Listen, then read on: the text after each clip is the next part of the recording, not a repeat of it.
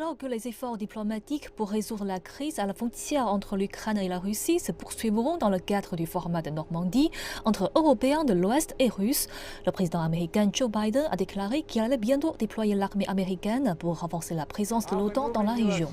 Je déplacerai des troupes américaines vers l'Europe de l'Est et les pays de l'OTAN à court terme. Pas beaucoup. Merci. Un tel déploiement aurait une grande signification aussi bien politique que militaire. Le haut diplomate russe, Sergei Lavrov, maintient qu'il ne veut pas se lancer dans une guerre avec l'Ukraine. Or, une nouvelle évaluation du Pentagone indique que les troupes russes sont désormais positionnées pour aller au-delà d'une incursion limitée et envahir toute l'Ukraine. La Russie a déployé des forces en Crimée et le long de la frontière ukrainienne, y compris en Biélorussie. Elle a progressé à un rythme constant et régulier, impliquant des dizaines de milliers de soldats russes. Elle est soutenue par une activité navale accrue dans l'Atlantique Nord, en Méditerranée.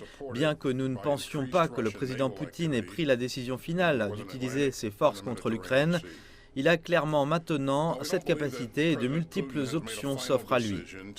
D'où cela pourrait avoir des conséquences désastreuses, selon les responsables militaires américains. Je pense qu'il faudrait remonter assez longtemps dans le temps, à l'époque de la guerre froide, pour voir quelque chose de cette ampleur.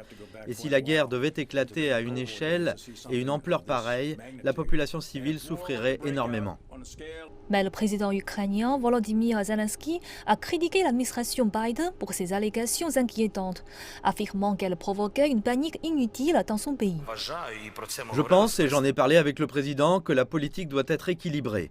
Je ne dis pas qu'il a de l'influence sur les médias, ils sont libres, mais la politique doit être équilibrée. Et les journalistes, s'ils veulent vraiment comprendre la situation, laissez-les venir à Kiev. Est-ce que des chars sont dans nos rues? Non. Vladimir Golstin, directeur du département d'études slaves de l'université Brown de Rhode Island, a déclaré que Volodymyr Zelensky se trouvait dans une position très difficile.